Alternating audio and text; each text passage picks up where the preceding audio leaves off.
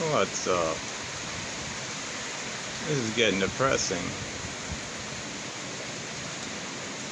Literally, I guess it's not ice, but it's been raining for like a long time, like 4 to 5 days. Now it's all windy and stuff.